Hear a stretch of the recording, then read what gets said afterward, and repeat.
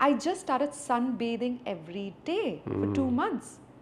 Sunbathing as a How much culture time? that is not, at least 1 hour, half an hour, 1 hour, but in a very sensible manner. You don't burn up your skin. Yeah, no. And when you do sunbathing, please don't wear sunglasses. That's No, the no, no. stupidest thing to do. Yeah.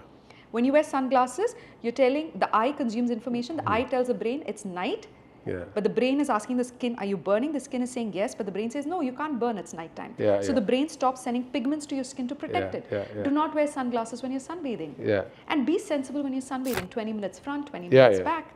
Then go back in the shade. I say that when you are sunbathing, the most important thing to understand is the Ajna Chakra, Yeah, that has to be exposed to the sun directly. yeah. The navel, the navel has to be exposed to the sun. These two, and then when you turn around, your spine. Yes. Everything else is fine, it's good, but these are the three things that you have to make sure they're exposed to the sun at least for 20 minutes every day. Absolutely. And we have always had pets.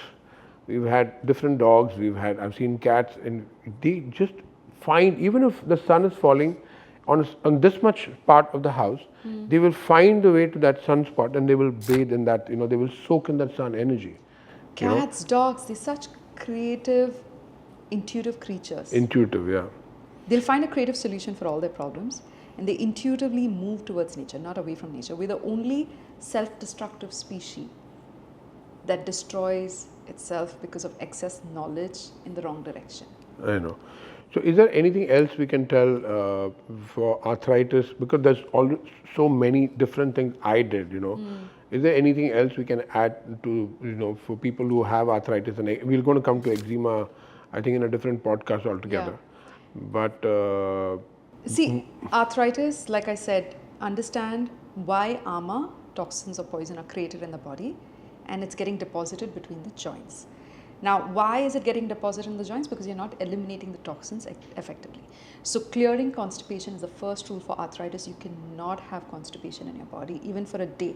It will aggravate your pain and inflammation in the body.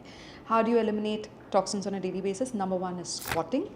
Okay, having an Indian toilet versus a Western toilet will solve a lot of your problems, because the colon, the anus, gets twisted when you're sitting.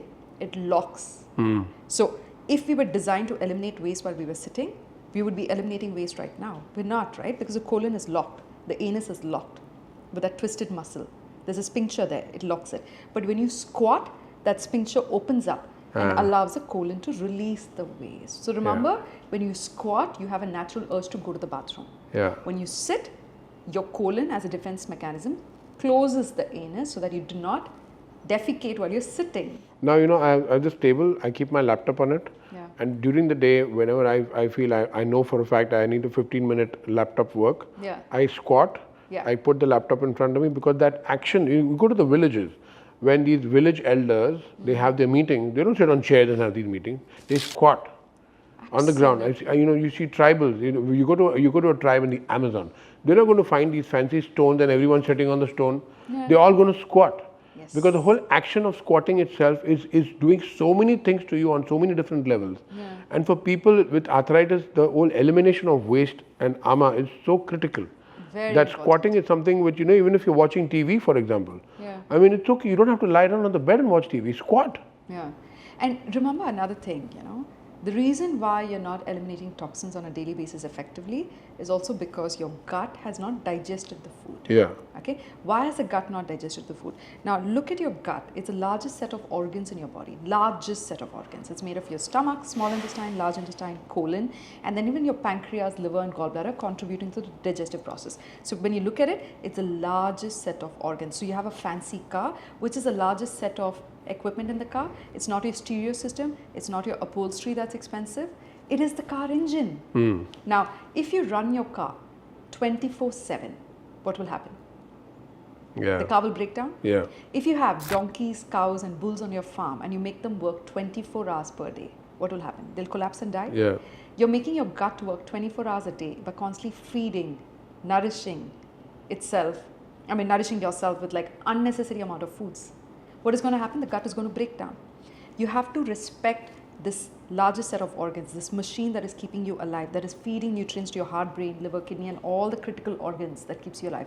You need to give it 16 hours of rest per day. 8-hour shift is enough for the gut.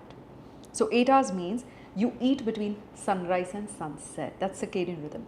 Rise with the sun, set with the sun, start your day with a small breakfast, which can be just fruits, vegetable juice and nuts. You don't need grains, you don't need pulses, you don't need millets. Only if I'm very hungry, I did a workout, I will have a bowl of millet porridge for breakfast, and then there's going to be no lunch. I'll go straight to dinner. 2 meals is enough. If you have to have 3 meals, 3 meals. But remember, when there is food already sitting in your stomach and your intestines, they're getting digested, absorbed and assimilated. Your stomach acids, the stomach, the bile from the liver and your intestines and pancreas, they're all working hard to digest that food. In that, you suddenly put fresh food. What will happen? It'll lead to ama, poison, toxins. You have cooked food. Will you mix raw food on top of that cooked food and eat it? No. That's what happens when you have raw salad and cooked meals together. It is leading to ama. When you're having cold water, you're diminishing the agni, it leads to ama. Okay.